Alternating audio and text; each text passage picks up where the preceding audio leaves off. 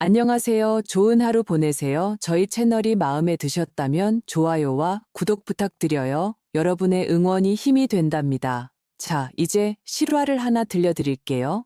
오늘의 주인공은 68세의 박정훈 씨입니다. 노년을 홀로 평온하게 보내던 그는 어느 날부터 사흘 연속으로 험악한 내용의 협박 편지를 받게 됩니다. 심지어 한 번은 핏자국까지 묻어 있었습니다. 두려움에 떨던 그는 가장 믿는 큰아들에게 전화를 걸었고 아들은 그날 밤 바로 달려와 아버지를 안전한 실버타운으로 모셔야 한다고 주장했습니다. 모든 것이 아들의 지극한 효심에 아버지가 협조하는 긴급한 상황 대처처럼 보였습니다. 하지만 실버타운에 입소한 후 전화는 불통이 되고 인터넷은 끊겼으며 행동은 제약을 받았습니다. 며칠 사이 낯선 변호사에게서 특정 서류에 빨리 서명하라는 전화가 5통이나 걸려왔습니다. 그는 의심하기 시작했고 두려움을 느끼기 시작했습니다. 그러던 어느 날 밤, 그는 담을 넘어 실버타운을 탈출해 눈물로 경찰에 신고했습니다. 완벽한 효자, 갑작스럽게 닥친 위기, 세상과 단절된 안전한 고립의 섬, 이 모든 것의 배후에는 과연 지극한 보살핌이 있었을까요? 아니면 혈연으로 정교하게 짜인 완벽한 함정이 있었을까요? 그 협박 편지를 보낸 진짜 주범은 과연 누구일까요? 웰빙 라이프 채널에 오신 것을 환영합니다. 이제부터 박정훈 씨를 따라 효심이라는 이름으로 포장된 가장 잔혹한 진실을 한 걸음씩 파헤쳐 보겠습니다. 제 이름은 박정훈, 올해 68세입니다. 대기업 엔지니어로 일하다가 정년퇴직한 후 제 삶은 멈춰버린 낡은 괴종시계처럼 조용하고 규칙적이었습니다. 시계바늘은 영원히 과거의 어느 눈금에 멈춰 있는 듯했죠. 아내 미혜가 세상을 떠난 지 10년, 서울 시내의 이 낡은 아파트는 저의 유일한 성이자 안식처가 되었습니다. 저는 이런 고요함을 좋아합니다. 매일의 일정은 설계도처럼 단순합니다. 아침 6시면 보라매 공원에 가서 게이트볼을 치고 8시에 집에 돌아와 건강식으로 아침을 먹습니다. 오전에는 평생을 함께한 기계공학 서적들을 정리하고 오후에는 아래층에 사는 퇴직 형사 출신 김 영감님과 장기를 두세 판 두곤 합니다. 그날 오후 김 영감님과의 장기를 막 끝내고 콧노래를 흥얼거리며 집으로 걸어가는데 큰아들 민준에게서 전화가 왔습니다. 아버지, 전화기 너머로 들려오는 민준의 목소리는 언제나처럼 차분하고 따뜻해서 마음을 놓이게 합니다. 일기예보에서 오늘 밤부터 날씨가 굳어진대요. 창문 꼭 닫으시고요. 아파트가 습해서 감기 드시면 안 돼요. 고객이랑 회의가 막 끝나서 잠깐 들를까 했는데 괜찮다, 괜찮아, 넌 내일 봐라. 마음은 따뜻해졌지만 입으로는 난 몸 건강하니까 애 취급 좀 그만해라 라고 말했습니다. 에이, 그게 무슨 말씀이세요? 아버지는 저희 집 보물이신데요. 민준이 전화기 너머로 웃었습니다. 아, 맞다, 아버지. 저번에 말씀드렸던 새로 생긴 일식집 예약해뒀어요. 이번 주말에 모시고 가서 맛있는 거 사드릴게요. 전화를 끊고도 제 얼굴에는 미소가 가시지 않았습니다. 그때 다른 전화가 걸려왔습니다. 작은 아들 민석이었습니다. 전화를 받자마자 녀석의 습관적인 짜증 섞인 말투가 들려왔습니다. 아버지, 저 지금 좀 급해서 그런데 300만 원만 융통해 주세요. 월말에 바로 갚을게요. 제 얼굴에 미소가 순간 굳어졌습니다. 또 돈이 없냐? 지난달에 내 카드값은 막아주지 않았느냐? 아, 뭘 그렇게 자꾸 물으세요. 빌려주실 거예요? 안 빌려주실 거예요? 못 빌려준다. 40 넘은 녀석이 공기업 다니면서 돈 쓰는데 절제가 없어. 화가 치밀어 올랐습니다. 잘났네요. 정말. 평생 그 낡아빠진 아파트랑 퇴직금이나 끌어안고 사세요. 어차피 아버지 눈에는 형밖에 없잖아요. 전화는 그렇게 세차게 끊겼습니다. 저는 휴대폰을 든 채 길게 한숨을 쉬었습니다. 이게 바로 제 두 아들입니다. 한 명은 겨울의 따스한 햇살처럼 세심하고 다른 한 명은 여름의 소나기처럼 제멋대로 찾아와 늘 저를 화나게 합니다. 민석이가 형의 반만큼이라도 철이 들고 속이 깊었다면 저는 진정으로 편안한 노후를 보낼 수 있었을 텐데 하고 종종 생각합니다. 복잡한 심정으로 아파트 1층 우편함으로 걸어가 삐걱거리는 철문을 열었습니다. 각종 공과금 고지서와 광고지 더미 위에 이상한 편지 한 통이 놓여 있었습니다. 우표도 발신인 이름도 없는 누런 서류 봉투였습니다. 봉투 한가운데에는 신문에서 오려붙인 듯한 삐뚤삐뚤한 글씨로 제 이름 박정훈이 적혀 있었습니다. 더욱 제 심장을 졸이게 한 것은 그 글자들이 짙은 붉은색, 잉크 같기도 하고 다른 액체 같기도 한 것으로 쓰여 있다는 점이었습니다. 잠시 망설이다가 편지를 꺼내 들었습니다. 집에 돌아와 문을 닫고 편지칼로 조심스럽게 봉투를 열었습니다. 안에는 편지지가 아닌 A사 용지 한 장이 들어 있었습니다. 종이 위에는 마찬가지로 오려붙인 글자로 이루어진 소름 끼치는 몇 문장이 있었습니다. 늙은이 알아서 3일 안에 이 집에서 나가라. 그렇지 않으면 시체로 나가게 될 것이다. 문장 끝에는 같은 붉은색 물감으로 찍은 선명한 지문 자국이 있었습니다. 그 색은 불빛 아래에서 반쯤 굳어 어둡게 빛나고 있었습니다. 비록 70년 가까이 살면서 웬만한 풍파는 겪었다고 자부했지만 이 편지를 보자 심장이 걷잡을 수 없이 뛰기 시작했습니다. 가장 먼저 떠오른 것은 이 낡은 아파트 단지를 노리는 재개발업자나 용역 깡패들이었습니다. 이 일대가 재개발된다는 소문은 몇 년 전부터 돌았으니까요. 하지만 이번에는 전례 없는 차가운 악의가 느껴졌습니다. 그 붉은 지문은 마치 어둠 속에서 저 같은 독거노인을 차갑게 노려보는 눈동자 같았습니다. 그날 밤 저는 거의 뜬 눈으로 밤을 새웠습니다. 문과 창문을 몇 번이고 확인하고 낡은 등받이 의자로 현관문을 단단히 막아두기까지 했습니다. 거실 불은 밤새 끄지 못했습니다. 작은 바람 소리에도 깜짝깜짝 놀랐습니다. 다음 날 다시 우편함을 열었을 때 제 마음은 바닥까지 가라앉았습니다. 똑같은 누런 서류 봉투, 똑같이 오려붙인 제 이름.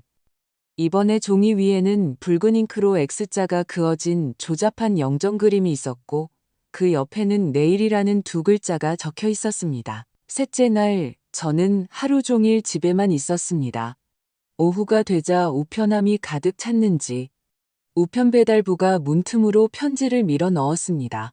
그 익숙하고 불길한 기운의 봉투가 제 발치바닥에 조용히 놓여 있었습니다. 휴대폰을 들어 사진을 찍어 신고하려 했지만 몇 초간 망설였습니다. 민준의 온화한 목소리가 머릿속을 스쳤습니다. 아버지, 안전이 제일 중요해요. 일단 아들에게 먼저 알려야겠다고 생각했습니다. 오래 기다리지 않아 민준이 왔습니다. 저녁 7시 15분 초인종이 짧게 울렸습니다. 남을 방해할까봐 가볍게 2번 누르는 것이 녀석의 습관이었습니다. 문을 열자 그는 이미 슬리퍼로 갈아 신고 출장에서 막 돌아온 듯한 모습으로 들어섰습니다. 손에는 제가 가장 좋아하는 생선포를 들고 있었습니다. 아버지, 전화 받자마자 바로 나왔어요. 집사람한테는 말 안 했어요. 걱정하다가 말 실수할까 봐요. 그는 물건을 내려놓고 외투를 벗었습니다. 늘 집에 오던 것처럼 자연스러웠습니다. 편지는요? 저 좀 보여주세요. 저는 서랍에서 그 편지들을 꺼내 조심스럽게 건넸습니다. 그는 안경을 쓰고 10초 남짓 보더니 미간을 찌푸렸습니다. 정말 사람이 할 짓이 아니네요. 저 붉은 지문 좀 봐라. 피 같기도 한데 확실하지는 않구나. 저는 담담하게 말했습니다. 신문 글자를 오려붙인 걸 보니 장난은 아닌 것 같아요. 민주는 고개를 끄덕이고는 편지를 창가로 가져가 빛에 비춰보았습니다. 소인이 없는 걸 보니 직접 와서 넣은 거네요. 예전에 공사 현장에서도 비슷한 일이 있었어요. 보호비 뜯으려는 동네 양아치들이었죠. 그렇게 말하던 그는 갑자기 한숨을 쉬었습니다. 아버지, 경찰에 신고하고 싶으신 마음은 알지만 일단은 참으세요. 제가 그를 돌아보자 그가 물었습니다. 왜? 그런 부류의 인간들은 경찰을 부르면 겁먹을까요? 어떤 양아치들은 경찰에 신고하는 걸 제일 싫어해요. 그러다 격분해서 무슨 짓을 저지를지 어떻게 알아요? 아버지 혼자 계신데 밤에 놈들이 쳐들어오기라도 하면 인정하고 싶지 않았지만 그의 말은 제 불안의 핵심을 찔렀습니다. 저는 정말로 그들이 충동적인 짓을 저지를까봐 두려웠습니다. 아버지, 제게 방법이 있어요. 일단 들어보세요. 제가 아무 말도 안 차 그는 제가 반대하지 않는다고 생각했는지 부드러운 목소리로 말을 이었습니다. 제가 요즘 홍보를 돕고 있는 새로운 실버타운이 있어요. 거긴 환경도 좋고 보안시설도 완벽해요. 제가 몇 번 가봤는데 일반 요양원보다 시설이 훨씬 좋아요. 안전이 걱정되시면 일단 그쪽으로 잠시 옮겨서 지내시는 건 어때요? 휴가 간다고 생각하시고요. 저는 그를 빤히 쳐다봤습니다. 내가 멀쩡한데 왜 옮겨? 영원히 옮기시는 게 아니라 잠시 피하시는 거예요. 제가 누가 이런 짓을 했는지 알아낸 다음에 다시 모시고 올게요. 혼자 다 짊어지려고 하지 마세요. 집이 중요해요. 아버지 목숨이 중요해요. 제가 대답이 없자 그는 한마디 덧붙였습니다. 아버지, 제가 아들이잖아요. 제가 아버지를 해치겠어요? 저는 그를 바라보며 마음이 복잡해졌습니다. 그는 언제나 이성적이고 사려 깊었습니다. 지금의 걱정마저도 이성과 감정이 뒤섞인 모습이었습니다. 저를 위하는 이런 아들에게 아니라고 말하기는 어려웠습니다. 하지만 제가 입을 열기도 전에 전화가 다시 울렸습니다. 민석이었습니다. 여보세요. 전화를 받자 민석의 조급한 목소리가 들려왔습니다. 제가 위기에 처해 있다는 사실은 전혀 모르는 듯 했습니다. 지난달에 말씀드렸던 투자건 말이에요. 지금 좋은 기회가 있는데 500만 원이 부족해요. 일단 좀 빌려주세요. 분노가 머리끝까지 치솟는 기분이었습니다. 나는 지금 피 묻은 편지로 협박을 당하며 목숨이 위태로운데 저 한심한 아들은 여전히 일확천금의 꿈만 꾸고 있다니. 민서가. 저는 거의 소리를 질렀습니다. 내 형은 나 때문에 걱정돼서 죽으려고 하는데 넌 아직도 그 허황된 투자 생각이나 하고 있냐? 전화기 너머의 민석은 잠시 멍한 듯 했습니다. 상황을 전혀 파악하지 못한 모양이었습니다. 형이 아버지를 걱정한다고요? 뭐려? 아버지 멀쩡하시잖아요. 아버지, 말 돌리지 마시고 돈 빌려주실 거예요. 안 빌려주실 거예요? 못 빌려준다. 단 한 푼도 없어. 저는 화를 내며 전화를 끊어버렸습니다. 이 전화는 제 심장에 찬물을 끼얹는 동시에 제 마지막 망설임마저 태워버리는 불쏘시개가 되었습니다. 아버지. 민준이 다가와 제 어깨에 가볍게 손을 얹었습니다. 혼자 이 낡은 집에 계시면 저희도 밖에서 마음이 편치 않아요. 며칠만이라도 환경을 바꿔보세요. 제가 그 편지의 출처를 최대한 빨리 알아내겠다고 약속할게요. 정말 알아낼 수 있겠냐? 제가 물었습니다. 사설 탐정하는 분들을 좀 알아요. CCTV도 확인하고 우편 기록도 뒤져볼 수 있어요. 그냥 넘어가진 않을 겁니다. 그는 단호하게 말했습니다. 그리고 그 실버타운은 적외선 감지기에 상시 순찰, 24시간 감시 시스템까지 갖추고 있어요. 편안하게 주무실 수 있을 거예요. 저는 오랫동안 침묵하다가 마침내 고개를 끄덕였습니다. 며칠만이다. 네가 그놈을 찾아내면 바로 집으로 돌아올 거다. 네, 며칠이고 말고요. 민주는 즉시 일어섰습니다. 차는 아래층에 세워뒀어요. 짐은 제가 챙겨드릴게요. 신분증이랑 약, 그리고 갈아입을 옷 몇 가지만 챙기세요. 저는 말없이 일어나 공구함을 잠갔습니다. 그리고 다시 한번 이 집안의 낡은 물건들을 이 집을 돌아보았습니다. 40년을 산 집.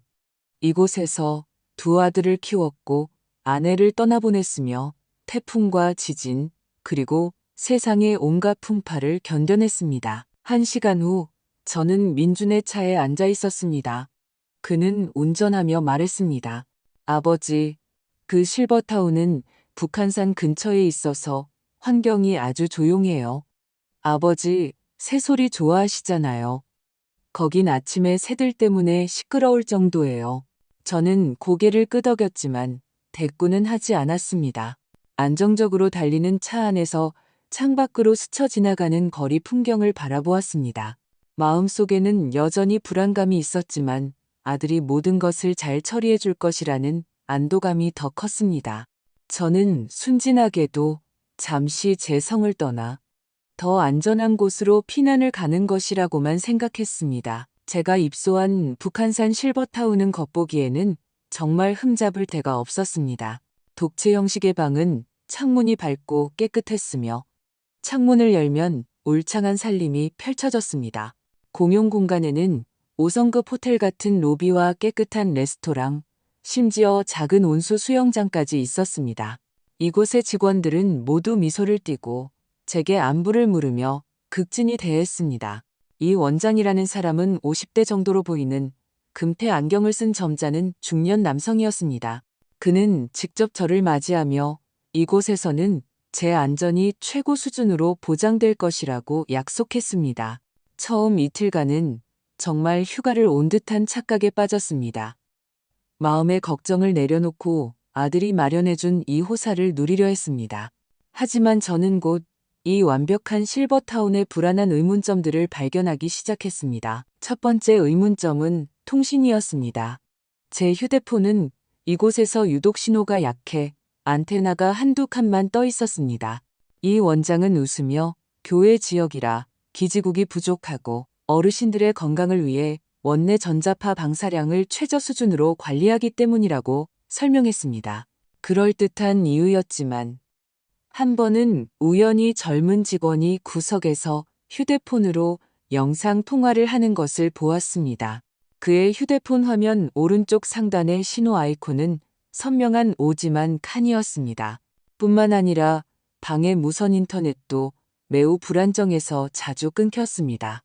뉴스를 보려고 인터넷을 켜도 웹페이지는 한참 동안 로딩만 될 뿐이었습니다. 두 번째 의문점은 과도하게 통제되는 행동이었습니다.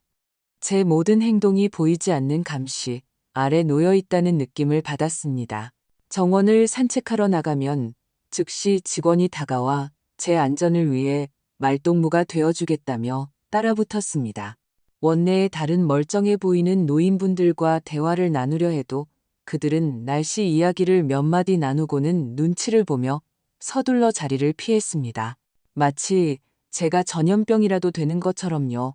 실버타운 전체에는 정교하게 연출된 듯한 기이한 정적이 흘렀습니다. 이곳의 노인들은 노후를 즐기는 것이 아니라 마치 침묵의 각본을 연기하는 것 같았습니다. 세 번째 의문점은 외부와의 단절이었습니다. 큰아들 민주는 매일 정해진 시간에 안부 전화를 걸어왔습니다. 그는 밖의 상황을 알려주며 조사가 거의 마무리되어 간다고 했습니다. 하지만 구체적인 내용을 물으면 아버지, 그런 건 신경 쓰지 마시고 푹 쉬세요라며 슬쩍 말을 돌렸습니다. 밤 10시 정각, 복도 불이 어두워지고 방송이 울렸습니다. 입소자 여러분, 지금은 휴식 시간이오니 조용히 해주시기 바랍니다. 저는 불을 끄고 커튼을 쳤습니다. 책상 위 작은 스탠드만 켜져 있었습니다. 벽시계의 째깍거리는 소리가 유난히 크게 들렸습니다. 마치 카운트다운을 하는 것처럼요. 김 영감님에게 전화를 걸어보려 했지만 이번에는 신호조차 잡히지 않았습니다. 휴대폰은 마치 무언가에 갇힌 듯 고립된 섬의 쇳조각이 되어버렸습니다. 저는 제가 안전한 요새에서 보호받는 것이 아니라 정교하게 설계된 외딴 섬에 연금되어 있다는 것을 깨닫기 시작했습니다. 제가 점점 불안해하고 있을 무렵 큰아들 민준이 최 변호사라는 사람을 직접 데리고 저를 찾아왔습니다. 최 변호사는 40대 정도로 몸에 잘 맞는 어두운 색 정장에 금태 안경을 쓰고 있었습니다. 손에는 고급 서류 가방을 들고 있었죠. 그는 점잖고 전문적으로 보였고 얼굴에는 믿음을 주는 미소를 띠고 있었습니다. 박 선생님, 안녕하십니까. 그는 자리에 앉자마자 명함을 건넸습니다. 민준 씨의 의뢰를 받은 최민혁 변호사입니다. 많이 놀라셨겠습니다. 그동안 민준 씨는 선생님 일로 잠도 제대로 못 잤습니다. 민준은 옆에서 적절하게 피곤하면서도 효심 깊은 표정을 지으며 한숨을 쉬었습니다. 아버지, 밖에 그놈들이 너무 기승을 부려서요. 아무리 파헤쳐도 단서가 끊기네요. 최 변호사님과 상의해 봤는데 이 문제를 완전히 해결하려면 근본적인 원인부터 손을 대야 할 것 같습니다. 저는 속으로 냉소했지만 겉으로는 아무렇지 않은 척했습니다. 오, 근본적인 원인이라니? 최 변호사가 말을 이어받았습니다. 그는 서류 가방에서 잘 제본된 계획서 한 부를 꺼내 제 앞에 내밀었습니다. 박 선생님, 이렇습니다. 그는 논리정연하게 말했습니다. 상대방의 목적은 선생님의 아파트입니다. 아파트가 계속 선생님 명의로 되어 있는 한 그들은 파리처럼 계속 달려들 겁니다. 그래서 저희는 요즘 매우 유행하는 부동산 신탁 계획을 제안합니다. 그는 이 계획의 장점을 막힘없이 설명했습니다. 아파트를 전문 신탁기관에 맡겨 관리하고 임대하면 저는 즉시 고액의 생활 안정 자금을 받을 수 있을 뿐만 아니라 매달 고정적인 임대 수입도 얻을 수 있어 모든 위협에서 벗어나 이곳에서 편안히 노후를 보낼 수 있다는 것이었습니다. 그는 마치 하늘에서 떨어진 백해무익한 완벽한 해결책인 것처럼 화려하게 설명했습니다. 저는 그 계획서를 들어 대충 훑어보았습니다. 복잡한 법률 및 금융 용어로 가득했지만 핵심은 제가 법적 효력을 갖는 재산정권 위임서에 서명하라는 것이었습니다. 직감적으로 거대한 함정이 있다는 것을 느꼈습니다. 저는 계획서를 내려놓고 그들에게 말했습니다. 들어보니 좋군요. 하지만 이렇게 큰일은 시간을 갖고 신중히 생각해 봐야겠습니다. 물론입니다. 물론이죠. 최 변호사는 전혀 언짢아하지 않고 웃으며 서류를 챙겼습니다. 선생님께서 엔지니어 출신이시니 모든 것을 꼼꼼히 확인하시는 습관이 있으시겠죠. 그럼 내일 다시 연락드려서 궁금한 점이 있으신지 여쭤보겠습니다. 그들이 떠난 후 저는 그 자리에 그대로 앉아 있었습니다. 테이블 위의 차는 이미 식어 있었고 손바닥은 끈적거렸습니다. 손을 닦으며 마음이 조여오는 것을 느꼈습니다. 그러나 그날부터 최 변호사의 전화는 매우 이례적인, 겉으로는 관신하는 척하지만 실제로는 압박하는 리듬으로 일주일 동안 5번이나 걸려왔습니다. 첫 번째 전화는 월요일이었습니다. 박 선생님, 좋은 아침입니다. 주말 잘 보내셨습니까? 그 신탁 방안에 대해 혹시 새로운 생각이 있으신지요? 언제든 궁금한 점이 있으면 물어보세요. 어조는 매우 정중했고 예의 바른 확인 전화 같았습니다. 두 번째 전화는 수요일이었습니다. 박 선생님, 점심시간에 방해해서 죄송합니다. 방금 신탁회사와 회의를 마쳤는데 최근에 나온 우대 상품의 자리가 거의 다 찼다고 합니다. 만약 빨리 결정하시면 제가 자리를 확보해 드릴 수 있을 것 같습니다. 세 번째 전화는 목요일 오후였습니다. 박 선생님, 안녕하십니까?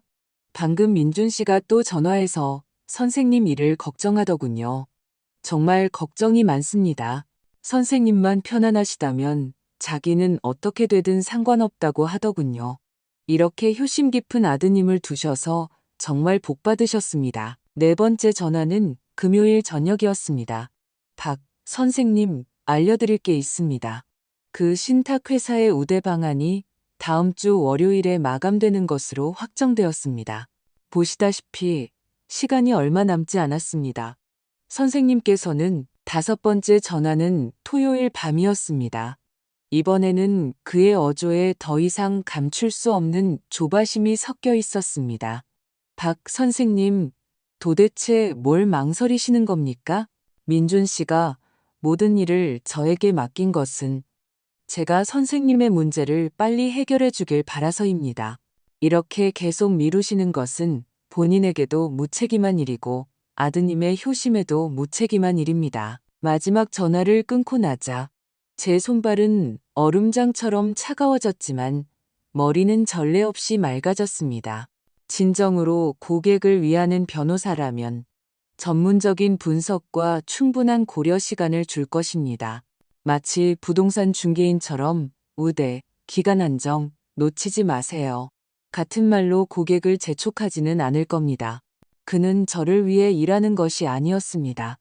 그는 임무를 수행하고 있었습니다. 다음 주 월요일까지 제가 그 위임서에 서명하게 만들어야 하는 임무를요. 그날 밤 저는 잠을 이루지 못했습니다. 더 이상 앉아서 당할 수만은 없었습니다. 그들이 말하는 마감 기한이 오기 전에 돌파구를 찾아야만 했습니다. 저는 실버타운 뒤편의 작은 숲을 목표로 삼았습니다. 낮에 관찰해 보니 그곳의 담장은 비교적 낮고 CCTV의 사각지대였습니다. 더 중요한 것은 그 숲을 통과하면 시내로 가는 도로가 나온다는 것이었습니다. 새벽 2시 실버타운 전체가 깊은 잠에 빠졌습니다. 저는 어두운 색 옷으로 갈아입고 가장 가벼운 운동화를 신었습니다. 진짜 도둑처럼 소리 없이 제 방을 빠져나왔습니다. 복도의 센서 등이 가장 큰 적이었습니다. 저는 숨을 참고 벽에 붙어 낮에 계산해둔 불이 꺼지는 틈을 이용해 조금씩 앞으로 나아갔습니다. 불이 켜질 때마다 심장이 목구멍까지 차오르는 것 같았습니다. 마침내 그 작은 숲에 도착했습니다.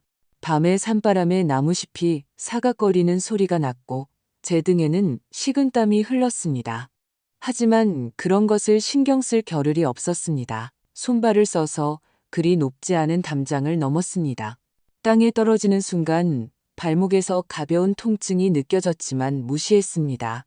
저는 절뚝거리며 도로를 향해 달려갔습니다. 다행히 도로변에는 신호가 잘 터지는 공중전화 부스가 있었습니다. 주머니를 다 뒤져 동전 몇 개를 찾아냈습니다. 저는 이미 머릿속에 외우고 있던 그 번호를 눌렀습니다. 전화기 저편에서 김 영감님의 잠결에 젖은 익숙한 목소리가 들려왔습니다. 여보세요? 누구신데 이 새벽에? 저는 심호흡을 하고 목소리를 최대한 평온하게 유지하려 애썼지만 떨리는 끄틈은 제 상태를 드러내고 말았습니다. 김 영감님, 접니다. 정훈이. 정훈이? 김 영감님은 순간 잠에서 확 깼습니다. 자네 왜 공중전화로 전화를 하나? 무슨 일이야? 김 영감님, 저는 목소리를 낮추고 최대한 빨리 말했습니다. 긴 말할 시간이 없어요. 저 아무래도 큰일이 난 것 같습니다. 그 차갑고 축축한 전화부스 안에서 저는 거의 10분에 걸쳐 지난 보름간 일어난 모든 일을 털어놓았습니다. 협박 편지부터 큰아들의 효심 깊은 조치, 이 기괴한 실버타운, 그리고 최 변호사의 5통의 재촉 전화까지 전부 말입니다. 전화기 저편에서는 긴 침묵이 흘렀습니다. 평생 형사로 일한 사람답게 김 영감님은 그 속의 위험한 냄새를 예민하게 맡았습니다. 정훈이 일단 진정하게. 그의 차분하고 힘있는 목소리는 제게 큰 위안을 주었습니다. 내 말 잘 듣게. 자네는 지금 당장 조용히 방으로 돌아가 아무 일도 없었던 것처럼 행동하게. 아무에게도 나갔다 온 걸 들켜선 안 돼. 자네 휴대폰으로는 당분간 나한테 전화하지 말고. 이건 단순한 협박이 아닐세. 열의 아홉은 내부자와 공모한 부동산 사기야. 지금 섣불리 움직이면 놈들이 궁지에 몰려 무슨 짓을 할지 몰라. 일단 자네는 버티고 있게. 나머지는 내게 맡기게. 전화를 끊기 전 저는 애원하는 듯한 말투로 마음속 가장 큰 걱정을 털어놓았습니다. 김 영감님, 제발 제 두 아들 좀 말아봐 주세요. 특히 민석이, 그부 전치한 놈. 아무래도 그놈과 관련이 있는 것 같아요. 김 영감님은 2초간 침묵하더니 대답했습니다. 이틀만 기다리게. 내가 꼼꼼히 알아볼 테니. 저는 고개를 끄덕이고 전화를 끊었습니다. 마음속으로는 무언가 밝혀지길 바라면서도 동시에 진실이 드러날까 두려웠습니다. 실버타운으로 돌아가는 길은 나올 때보다 더 위험했지만 다행히 들키지 않았습니다. 그 후 이틀은 제 인생에서 가장 긴 48시간이었습니다. 저는 겉으로는 아무렇지 않은 척하며 실버타운의 모든 일정에 협조했습니다. 심지어 최 변호사에게 먼저 전화를 걸어 거의 다 생각해봤다고 말하며 그들을 안심시켰습니다. 하지만 제 마음은 기름 가마솥에서 튀겨지는 것 같았습니다. 저는 온갖 가능성을 상상했습니다. 최악의 시나리오는 재부전취한 작은 아들 민석이가 정말로 돈 때문에 외부인과 짜고 이런 계략을 꾸몄다는 것이었습니다. 이 생각만으로도 가슴이 칼로 베이는 듯 아팠습니다. 이틀 후 밤, 저는 다시 한번 몰래 빠져나왔습니다. 이번에는 공중전화 부스가 아닌 더 멀리 있는 24시간 편의점으로 가서 가게의 공중전화로 김 영감님이 알려준 안전한 번호로 전화를 걸었습니다. 전화가 연결되자 김 영감님의 피곤한 목소리가 들렸습니다. 정훈이, 진전이 좀 있네? 제 심장이 쿵 내려앉았습니다. 일단 민준이부터 말하지. 김 영감님이 입을 열었습니다. 최근 일주일간 자금 흐름을 추적해 봤는데 회사 경영도 정상이고 의심스러운 자금 거래도 없었네. 자네 집 근처 CCTV도 확인했는데 2번 정도 집에 들렀는데 모두 평범한 방문이었어. 그러니 그는 문제가 없는 것 같네. 제 마음속에서는 묘한 안도감이 피어올랐습니다. 현재로서는 그 법무법인도 정상적으로 등록되어 운영 중인 곳이야. 최 변호사는 상업 분야 소송을 주로 다루고 예전에 부동산 신탁 사건을 많이 맡았더군. 저는 안도의 한숨을 내쉬었습니다.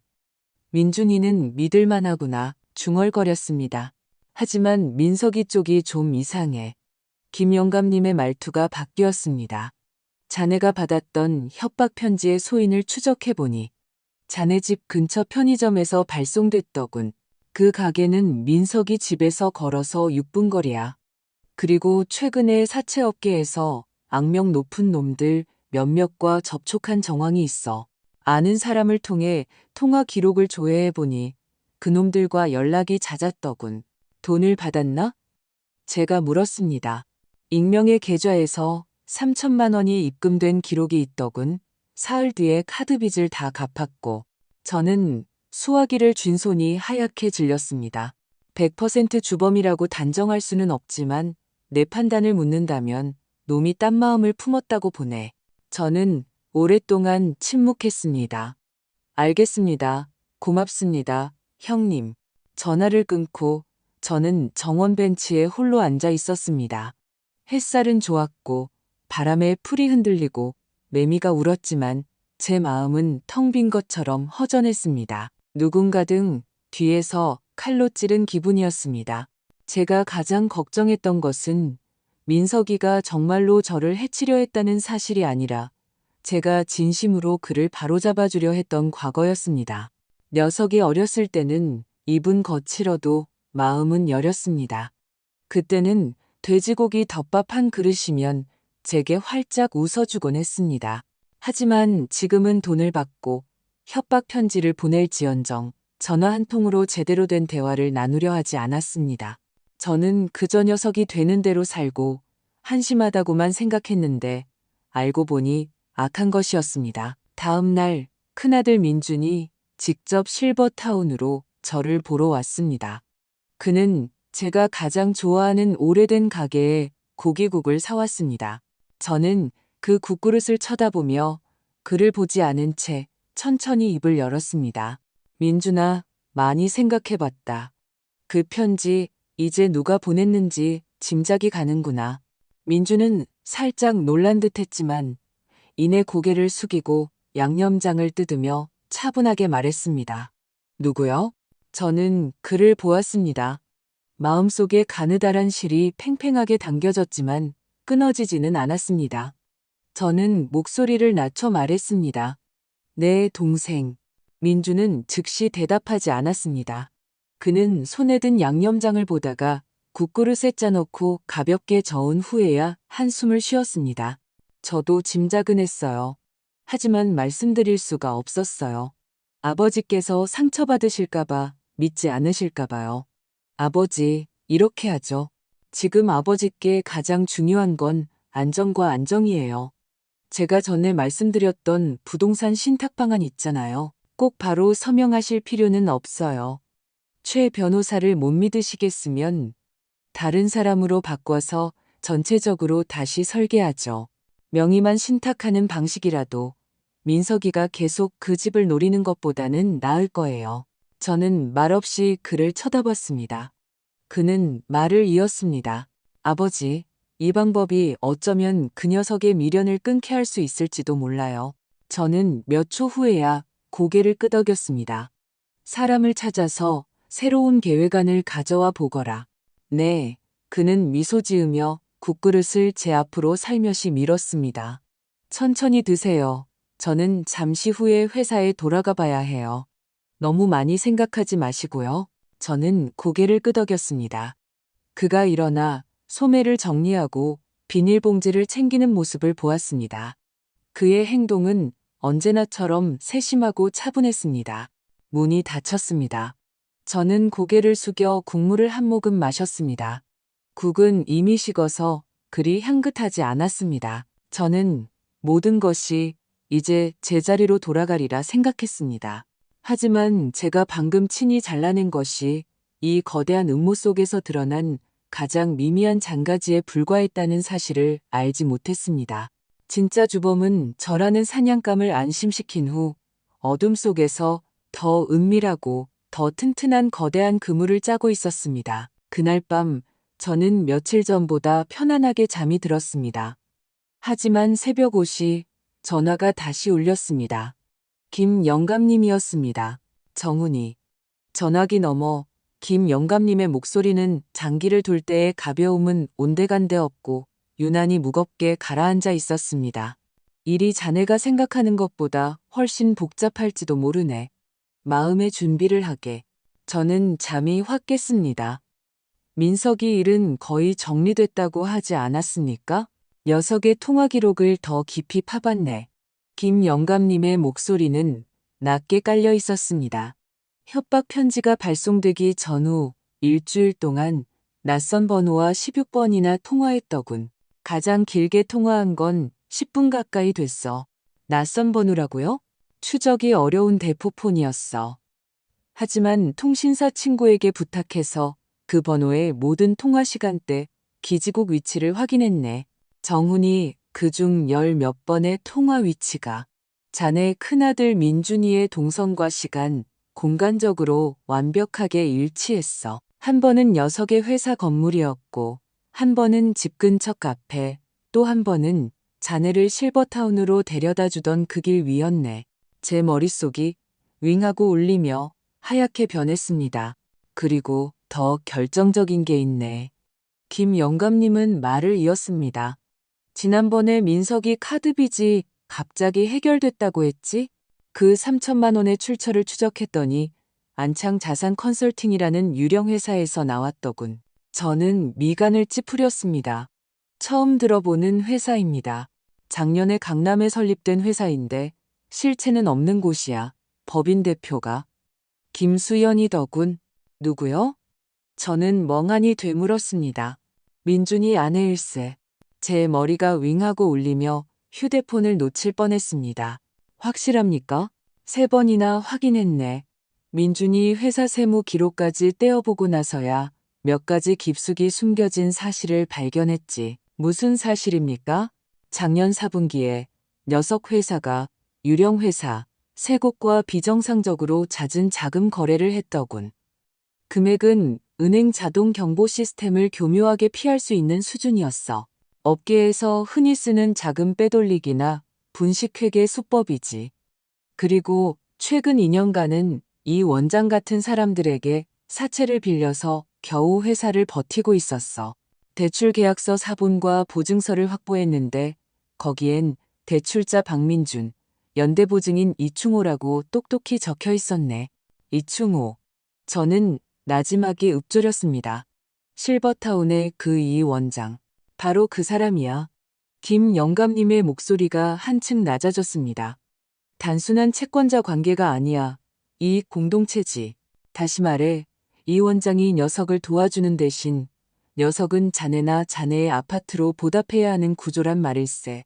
제 손가락이 마비되기 시작했고 전화기를 쥘 힘이 없었습니다.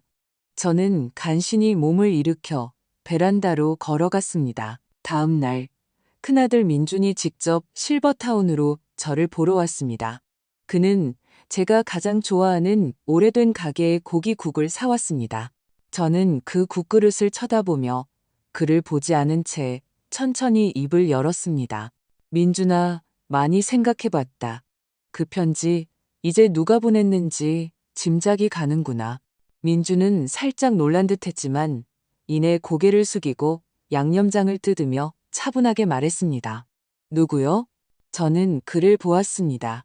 마음속에 가느다란 실이 팽팽하게 당겨졌지만 끊어지지는 않았습니다. 저는 목소리를 낮춰 말했습니다. 내 동생. 민주는 즉시 대답하지 않았습니다. 그는 손에 든 양념장을 보다가 국그릇에 짜 넣고 가볍게 저은 후에야 한숨을 쉬었습니다. 저도 짐작은 했어요. 하지만 말씀드릴 수가 없었어요. 아버지께서 상처받으실까봐, 믿지 않으실까봐요. 아버지, 이렇게 하죠. 지금 아버지께 가장 중요한 건 안정과 안정이에요. 제가 전에 말씀드렸던 부동산 신탁 방안 있잖아요. 한 명은 좋은 사람인 척하고 다른 한 명은 나쁜 사람인 척하며 한 명은 늑대처럼 가장 따뜻한 위장으로 내게 다가오고 다른 한 명은 개처럼 가장 악독한 언어로 나를 내몰았습니다. 그들은 힘을 합쳐 자신들의 친아버지를 위해 완벽하고 치명적인 함정을 팠습니다. 저는 의자에 앉아 있었습니다. 손발은 얼음장처럼 차가웠고 심장은 보이지 않는 손에 꽉 쥐어져 찢어질 듯 아팠습니다. 정훈이 정신 차리게. 김 영감님이 침착하게 말했습니다. 저는 눈을 감고 한 글자 한 글자 힘겹게 뱉어냈습니다. 그 애는 내 평생 가장 믿었던 사람입니다. 알고 있네. 가장 효심 깊고 가장 속 깊은 아들이라고 생각했지. 알고 있네. 결국 개인 줄 알았던 놈이 늑대였고 아들인 줄 알았던 놈이 늑대였어. 김 영감님은 더 이상 아무 말도 하지 않았습니다. 이제 어떻게 할 텐가? 그가 물었습니다. 저는 눈을 떴습니다. 동이 트는 하늘을 보며 제 목소리가 저 자신에게도 낯설게 느껴졌습니다. 온기라고는 한 점도 없었습니다. 김 영감님, 부탁 하나만 들어주십시오. 재산 관련 소송에서 가장 유능한 변호사를 한 명 찾아주십시오. 저는 밤새 한숨도 자지 못했습니다. 창가에 앉아 손에 펜을 쥔 채 작은 쪽지에 글씨를 썼다 지웠다를 반복했습니다. 마치 설계도의 초안을 잡는 것처럼요. 제 머릿속에는 더 이상 감정이 아닌 판세가 그려지고 있었습니다. 반격하려면 그놈처럼 냉정하고 치밀하고 인내심을 가져야 했습니다. 분노가 아닌 증거로 싸워야 했습니다. 저 혼자 그가 저를 속였다고 말해봤자 아무도 믿지 않을 것이라는 걸 알았습니다. 그 협박 편지를 내밀어도 그는 민석이 단독으로 저지른 짓이라고 발뺌할 것입니다. 자금 흐름을 의심해도 깨끗하게 빠져나갈 수 있겠죠. 저는 그가 직접 실토하게 만들어야 했습니다. 그들 형제가 직접 자신들의 죄를 말하게 해야 했습니다. 오, 근본적인 원인이라니? 최 변호사가 말을 이어받았습니다. 그는 서류 가방에서 잘 제본된 계획서 한 부를 꺼내 제 앞에 내밀었습니다. 박 선생님, 이렇습니다. 그는 논리정연하게 말했습니다. 상대방의 목적은 선생님의 아파트입니다. 아파트가 계속 선생님 명의로 되어 있는 한 그들은 파리처럼 계속 달려들 겁니다. 그래서 저희는 요즘 매우 유행하는 부동산 신탁 계획을 제안합니다. 그는 이 계획의 장점을 막힘없이 설명했습니다. 아파트를 전문 신탁 기관에 맡겨 관리하고 임대하면 저는 즉시 고액의 생활 안정 자금을 받을 수 있을 뿐만 아니라 매달 고정적인 임대 수입도 얻을 수 있어 모든 위협에서 벗어나 이곳에서 편안히 노후를 보낼 수 있다는 것이었습니다. 그는 마치 하늘에서 떨어진 백해무익한 완벽한 해결책인 것처럼 화려하게 설명했습니다. 저는 그 계획서를 들어 대충 훑어보았습니다. 한 명은 좋은 사람인 척하고 다른 한 명은 나쁜 사람인 척하며 한 명은 늑대처럼 가장 따뜻한 위장으로 내게 다가오고 다른 한 명은 개처럼 가장 악독한 언어로 나를 내몰았습니다. 그들은 힘을 합쳐 자신들의 친아버지를 위해 완벽하고 치명적인 함정을 팠습니다. 저는 의자에 앉아 있었습니다. 손발은 얼음장처럼 차가웠고 심장은 보이지 않는 손에 꽉 쥐어져 찢어질 듯 아팠습니다.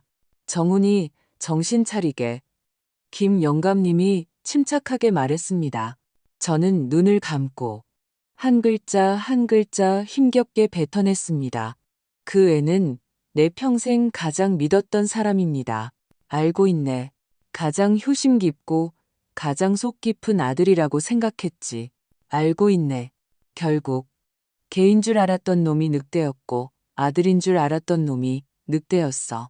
김 영감님은 더 이상 아무 말도 하지 않았습니다. 이제 어떻게 할 텐가? 그가 물었습니다. 저는 눈을 떴습니다. 그날 밤 저는 잠을 이루지 못했습니다. 더 이상 앉아서 당할 수만은 없었습니다. 그들이 말하는 마감 기한이 오기 전에 돌파구를 찾아야만 했습니다. 저는 실버타운 뒤편의 작은 숲을 목표로 삼았습니다. 낮에 관찰해보니 그곳의 담장은 비교적 낮고 CCTV의 사각지대였습니다. 더 중요한 것은 그 숲을 통과하면 시내로 가는 도로가 나온다는 것이었습니다. 새벽 2시 실버타운 전체가 깊은 잠에 빠졌습니다. 저는 어두운 색 옷으로 갈아입고 가장 가벼운 운동화를 신었습니다. 진짜 도둑처럼 소리 없이 제 방을 빠져나왔습니다. 복도의 센서 등이 가장 큰 적이었습니다. 저는 숨을 참고 벽에 붙어 낮에 계산해둔 불이 꺼지는 틈을 이용해 조금씩 앞으로 나아갔습니다. 불이 켜질 때마다 심장이 목구멍까지 차오르는 것 같았습니다. 마침내 그 작은 숲에 도착했습니다. 밤의 산바람에 나무잎이 사각거리는 소리가 났고 제 등에는 식은땀이 흘렀습니다. 하지만 그런 것을 신경 쓸 겨를이 없었습니다. 판사는 고개를 숙여 서류를 빠르게 훑어보며 미간을 찌푸렸습니다. 민주는 이 기회를 놓치지 않고 억울한 아들의 모습으로 점차 인물 설정을 바꾸기 시작했습니다. 아버지는 최근 몇 년간 성격이 점점 이상해지셨습니다. 늘 누군가 자신을 해치려 한다고 생각하시고 저희를 집에 들이지도 않으셨습니다. 동생이 돈을 빌리는 것조차 재산을 노리는 것이라고 말씀하셨습니다. 이웃이 수도 계량기를 훔쳤다고 의심하시고 텔레비전에 나오는 사람들이 자신을 감시한다고도 하셨습니다. 그는 손으로 이마를 짚으며 정말로 감정을 억누르는 듯한 모습을 보였습니다. 제가 아버지를 실버타운에 모신 것은 혼자 계시다가 무슨 일이 생길까 두려웠기 때문입니다. 제가 신탁 방안을 의뢰한 것은 아버지가 다른 사람에게 속아 집을 빼앗길까봐 걱정했기 때문입니다. 저는 아버지를 보호하려 한 것이지 속이려 한 것이 아닙니다. 그는 이 말을 마치고 저를 한번 쳐다보았습니다. 5분이 지나고 문이 열리며 두 사람이 웃으며 들어왔습니다. 아버지, 이제 다 해결됐네요. 민석이 어깨를 으쓱거렸습니다. 이제 편안하게 사실 일만 남았어요. 저는 덤덤하게 웃으며 그가 벗어서 소파에 던진 외투를 보았습니다. 그 옷 소매가 그렇게 더러운데 입고 나가면 꼴이 뭐니. 아, 대충 입죠. 뭐. 그들은 아무것도 눈치채지 못했습니다. 저는 아무렇지 않은 척 천천히 그 외투를 챙겨 욕실로 가져갔습니다. 아무도 보지 않는 것을 확인한 후 칸막이 안에서 주머니 지퍼를 열고 조용히 잠자고 있던 녹음기를 꺼냈습니다. 그들이 떠나고 저는 재생 버튼을 눌렀습니다. 이어폰을 귀에 가까이 대자 그들의 목소리가 선명하게 들려왔습니다. 진짜 아버지가 믿는 것 같아? 서명까지 했는데 안 믿겠냐? 형, 이번에 나도 형 도와주느라 위험 부담이 컸다고. 그 편지 때문에 걸릴 뻔했잖아. 너도 돈 받았잖아. 깨끗한 척하지 마. 집이 신탁으로 넘어가자마자 바로 팔 거다. 장부상으로 내 목 20% 떼줄게. 나중에 아버지가 알게 되면 어떡해? 걱정 마. 모르실 거야. 아버지는 늙으셨어. 지치셨다고. 설령 의심하더라도 다시 파헤칠 기력도 없으셔. 알겠냐? 노인들의 신뢰란 게 일단 마음을 얻으면 그 후에는 아무것도 보려 하지 않아. 법원은 서울 북부지방법원이었습니다.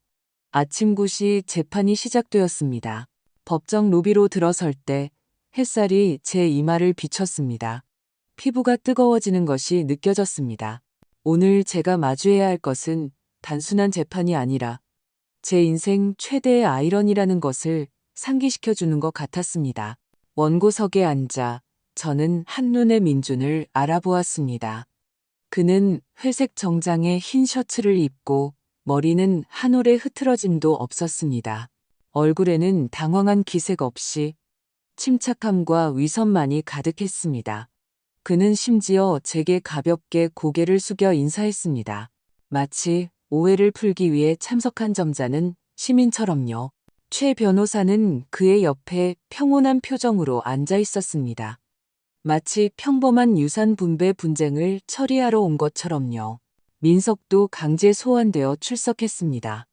그의 눈빛은 불안하게 흔들렸고 이따금 고개를 숙여 손톱을 물어뜯었습니다. 그가 얼마나 불안한지 한눈에 보였습니다. 판사가 입정하고 사건 번호를 선언했습니다. 원고 박정훈이 피고 박민준, 박민석, 최민혁 등을 상대로 제기한 재산 편취 사기, 법률 문서 및 의료 증명서, 위조 공모 혐의에 대한 재판을 시작하겠습니다. 재판이 시작되었습니다. 제 변호사는 김영감님이 추천해준 젊은이로 눈빛이 맑고 말투가 명료했습니다. 그는 녹음 증거부터 제시했습니다. 법정에는 그 대화가 재생되었습니다. 민준의 목소리가 울려 퍼졌습니다. 노인들의 신뢰란 게 일단 마음을 얻으면 그 후에는 아무것도 보려 하지 않아. 이 말이 나오는 순간 법정은 순식간에 조용해졌습니다. 방청석에 앉아있던 몇몇 노인들이 미간을 찌푸렸고 한 여성 배심원은 가볍게 고개를 저었습니다. 이어서 민석의 목소리가 들렸습니다. 나도 형 도와주느라 위험 부담이 컸다고. 집이 신탁으로 넘어가자마자 바로 팔 거다. 민석은 더 이상 버티지 못하는 듯 몸을 웅크리고 시선을 피했습니다. 그의 변호사가 휴지를 건네주었지만 그는 눈물을 닦지 않고 몸을 떨기 시작했습니다. 복잡한 법률 및 금융용어로 가득했지만 핵심은 제가 법적 효력을 갖는 재산 정권 위임서에 서명하라는 것이었습니다. 직감적으로 거대한 함정이 있다는 것을 느꼈습니다. 저는 계획서를 내려놓고 그들에게 말했습니다. 들어보니 좋군요. 하지만 이렇게 큰일은 시간을 갖고 신중히 생각해 봐야겠습니다. 물론입니다. 물론이죠. 최 변호사는 전혀 언짢아하지 않고 웃으며 서류를 챙겼습니다. 선생님께서 엔지니어 출신이시니 모든 것을 꼼꼼히 확인하시는 습관이 있으시겠죠. 그럼 내일 다시 연락드려서 궁금한 점이 있으신지 여쭤보겠습니다. 꼭 바로 서명하실 필요는 없어요. 최 변호사를 못 믿으시겠으면 다른 사람으로 바꿔서 전체적으로 다시 설계하죠. 명의만 신탁하는 방식이라도 민석이가 계속 그 집을 노리는 것보다는 나을 거예요. 저는 말없이 그를 쳐다봤습니다.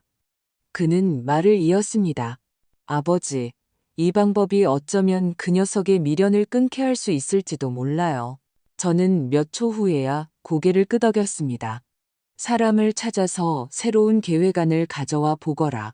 네, 그는 미소 지으며 국그릇을 제 앞으로 살며시 밀었습니다. 천천히 드세요. 저는 잠시 후에 회사에 돌아가 봐야 해요. 너무 많이 생각하지 마시고요. 저는 고개를 끄덕였습니다. 그가 일어나 소매를 정리하고 비닐봉지를 챙기는 모습을 보았습니다. 그의 행동은 언제나처럼 세심하고 차분했습니다. 문이 닫혔습니다. 저는 고개를 숙여 국물을 한 모금 마셨습니다. 국은 이미 식어서 그리 향긋하지 않았습니다. 판사는 고개를 숙여 서류를 빠르게 훑어보며 미간을 찌푸렸습니다. 민주는 이 기회를 놓치지 않고 억울한 아들의 모습으로 점차 인물 설정을 바꾸기 시작했습니다.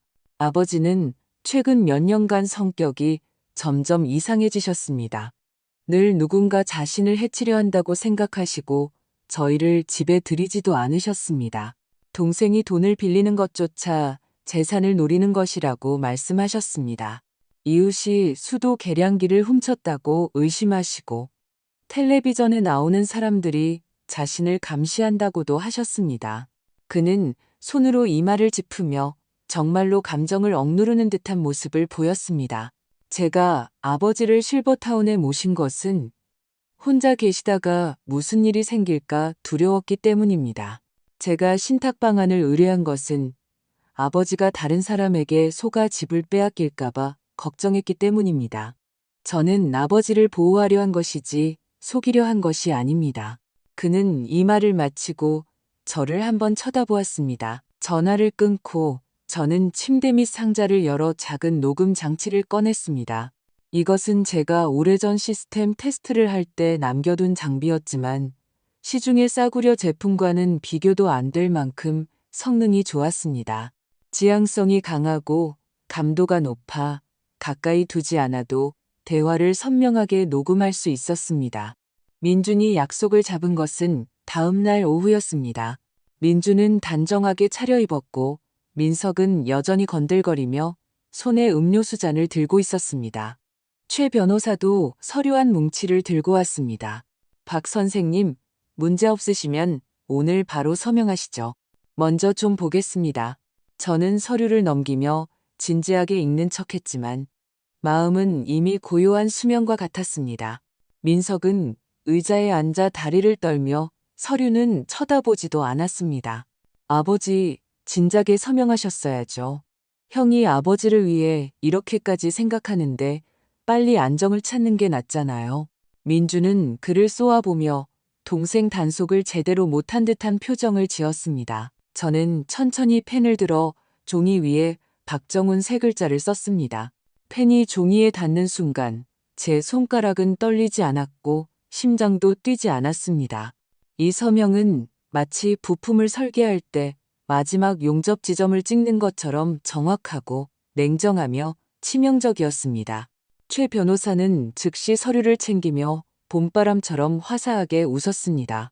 박 선생님, 현명하십니다. 가장 이성적인 결정이십니다. 민주는 다가와 제 어깨를 두드리며 말했습니다. 아버지, 걱정 마세요. 제가 손해보게 하지는 않을게요. 저는 희미하게 미소 지었습니다. 널 믿는다. 아버지, 저희는 아래층에서 담배 한 대 피우고 올게요. 먼저 쉬세요. 민석이 일어나 주머니를 두드리고 외투를 잡아당겼습니다. 그래, 민준이 고개를 끄덕였습니다. 우리 형제끼리 할 얘기가 좀 있어서요. 그들이 나가는 순간 제 머릿속에서는 카운트다운이 시작되었습니다. 그들이 분명 제 이야기를 할 것이라는 걸 알았습니다. 피고 측 변호인, 보고서에 대한 의견을 진술하십시오. 최 변호사는 입을 열었지만 얼굴에는 마침내 당황한 기색이 역력했습니다. 그 진단서는 분명 권위 있는 기관에서 나온 것이지만 박 선생님께서 간헐적인 증상을 보이셨을 가능성을 배제할 수는. 제 변호사가 말을 가로챘습니다. 그의 목소리는 얼음장처럼 차가웠습니다. 저희는 지금부터 두 가지 보충 자료를 제출하겠습니다. 첫째, 저희가 확보한 피고 박민준과 모 정신건강의학과 원장 사이의 은행거래 명세서입니다.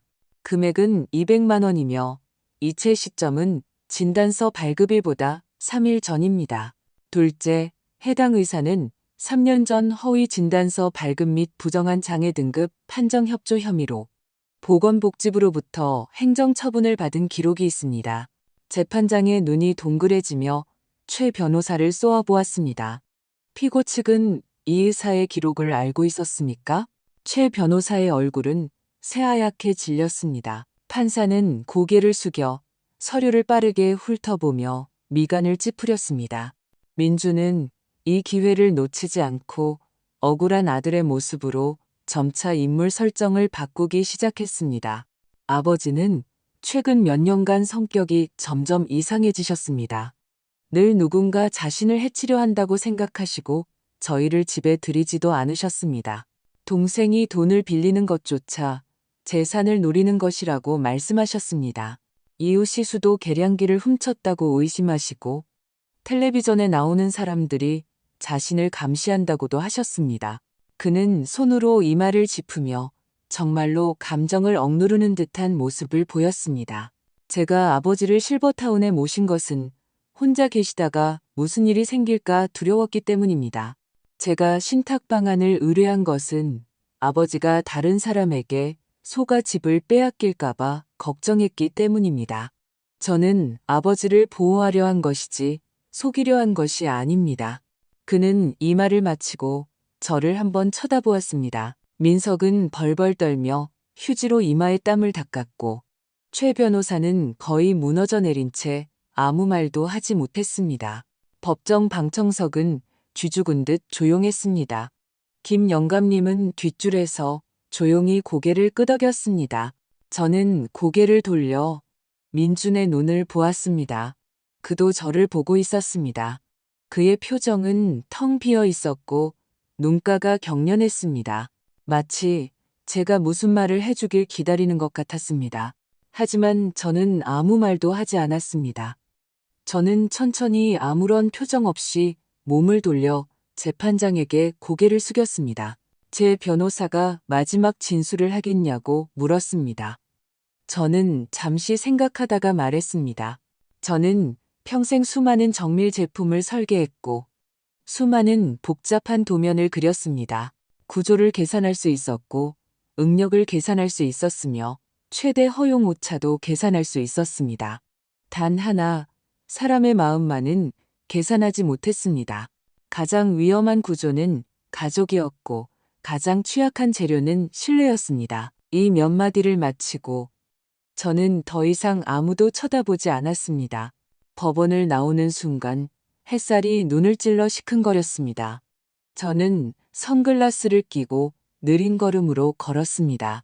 김 영감님이 다가와 조용히 물었습니다. 괜찮나? 저는 고개를 끄덕이고 지친 미소를 지었습니다. 내가 이긴 게 아니야. 하지만 자네 자신을 지켜냈지. 그는 더 이상 말하지 않고 그저 제 옆에서 나란히 햇볕 아래를 걸었습니다. 앞으로의 인생은 아마도 혼자만의 길이 될 것이라는 걸 알았습니다. 하지만 어떤 진실은 비록 찢어지는 고통이 따르더라도 반드시 햇빛 아래 드러내야 한다는 것도 알았습니다.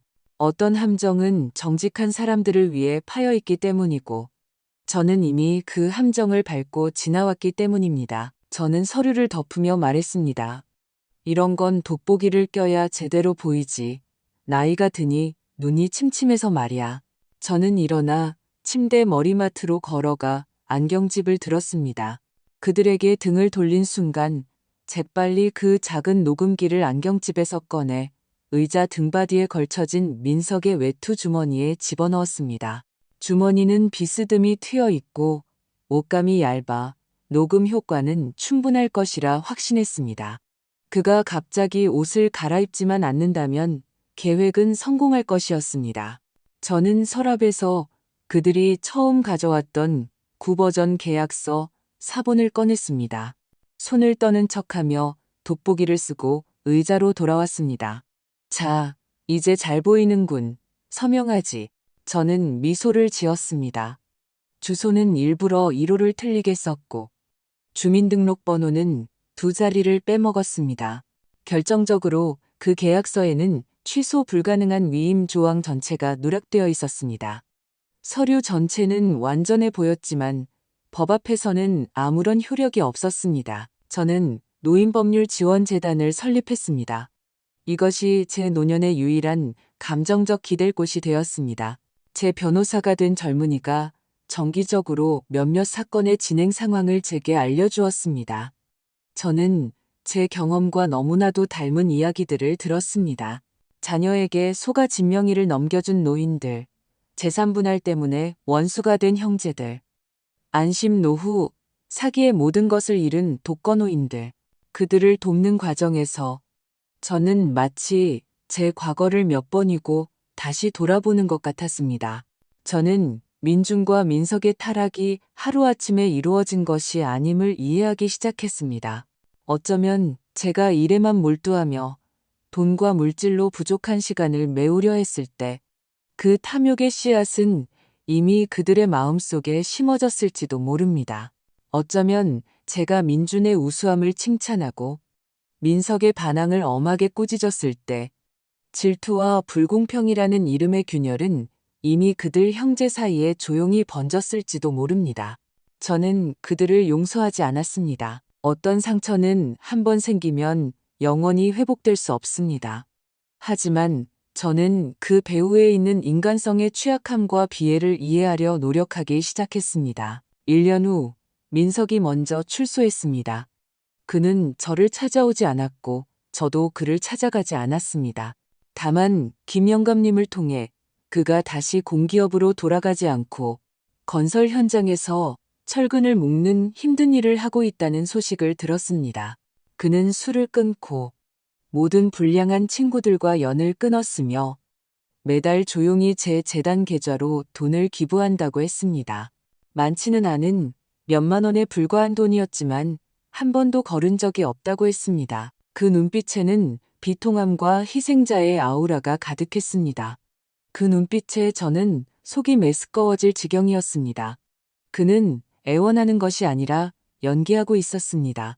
모든 대사는 연습된 것이었고 갑자기 진단서를 꺼내는 동작조차 즉흥적일 리 없었습니다. 제 머릿속에서는 그가 예전에 했던 말이 빠르게 스쳐 지나갔습니다. 만약 일이 잘못되면 정신 상태를 방패막이로 삼으라고. 그는 임기응변을 하는 것이 아니라 이미 준비해둔 것이었습니다. 옆에 있던 배석 판사가 제 변호사에게 낮게 물었습니다. 원고 측에 상응하는 의료 기록이나 반박 증거가 있습니까? 저는 심호흡을 하고 김 영감님을 보았습니다. 그는 방청석에서 가볍게 고개를 끄덕였습니다. 저는 천천히 일어서서 평온한 목소리로 말했습니다. 네, 있습니다. 제가 일어서자 목소리는 크지 않았지만 법정 전체가 순간 조용해졌습니다. 저는 그에게 저를 2번 다시 상처 입힐 기회를 주지 않았고 돌아온 탕자 연극을 펼칠 무대도 주지 않았습니다. 어떤 부자 간의 인연은 법정에서 이미 끝이 났던 것입니다. 그 후로 저는 그들을 다시는 보지 못했습니다. 또 2년이 지나고 민준도 출소했습니다. 그는 회사도 명예도 가정도 모두 잃었습니다. 그의 아내는 그가 수감된 지 얼마 안 되어 이혼했습니다.